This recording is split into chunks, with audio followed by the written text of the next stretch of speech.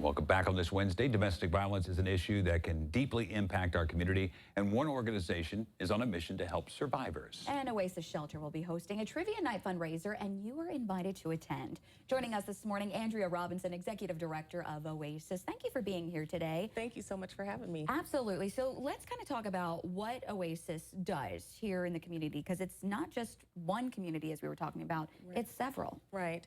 So Oasis is a domestic violence program, and so we serve all survivors of domestic violence, regardless of its men, women, LGBTQ. We're inclusive in providing our services. We do a lot of intervention and prevention of intimate partner violence. So we work closely with kids. We provide services including shelter. We have non-residential services. We can help get emergency protection orders, emergency financial assistance, housing, and relocation.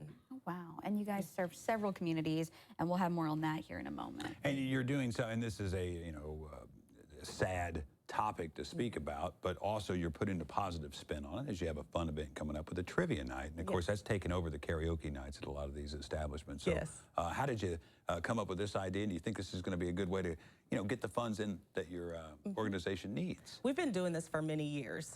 So during the pandemic, of course, we weren't able to do it during that time, but we've hosted this event for probably close to a decade. So we bring in just a bunch of different people. We have a lot of different organizations that support us. River Valley is our title sponsor. They also won last year, and so they've been talking on social media. They're ready to come back and win the trophy. So you really have to have that competition there too to kind of spur that the people that come out there, and then of course they'll bring their supporters as well. Now, to touch on some of the aspects of what the funds raised will go toward. We were talking about this off the air a few moments ago. A lot of these vicious cycles that these people are in, they can't leave. But the circumstances change for everyone. It's not always the same. Some may have children. Some may have job responsibilities. Some may have housing issues. You really do help in all capacities in an individual basis. Right. So when you're federally or state funded, those funds are usually earmarked for very specific things. So you can pay to keep the lights on.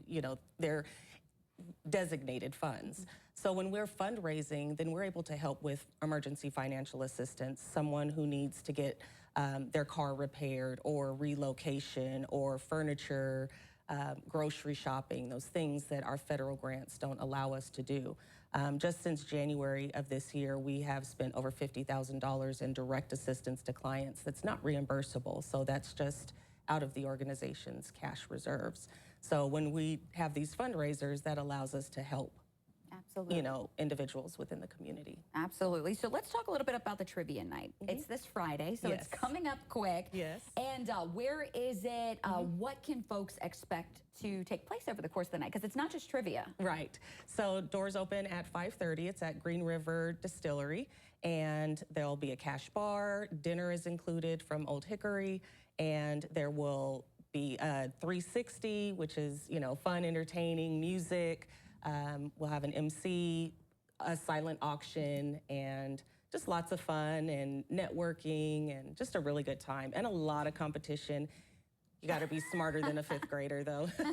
I love it. I mean, and what is the turnout normally like for this? I mean, is it normally like a very successful, because you guys put a lot of planning into this. I'd say between 150 and 200 people in attendance normally. That's exciting. And I had asked you earlier, because this is 2 days away, are tickets still available? Yes, you can purchase them on our website, oasisshelter.org, and we will also be able to sell tickets at the door. And you have organizations that kind of team up and pay for that higher price for the full table to get that competition, and you've spurred competition amongst the returning competitors this year as well. Yeah, it's actually cheaper if you purchase a table. So even a group of friends could purchase a table. An individual ticket is $60, but if you purchase a table of 8, it's $450. So it comes out to $50 a person.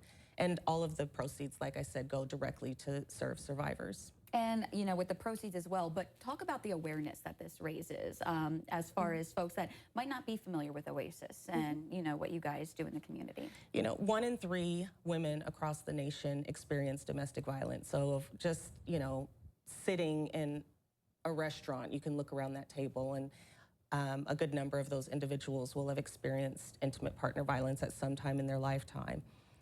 So when we're able to educate the community, that's when we're, instead of focusing on the intervention of someone being in an intimate partner violent situation, we're able to increase that awareness and do more prevention and prevent it from happening. And we do a really, a lot of work with that with the youth. So working in the schools. And if someone's watching right now, they need your help, they need your assistance, where do they reach out to? Well, we have a couple different ways. We're on Facebook, Oasis Shelter. We also have a website, oasisshelter.org, and a 24-hour crisis hotline. So those numbers are available. Yep, and we have them for all the different counties available as well, depending on where you live. Thank you so much for being here today. We really appreciate it, and hopefully another successful year. Thank you so much. Thanks for having us. Absolutely. Griffin Glasscock, she is standing by. She is tracking your forecast on this Wednesday.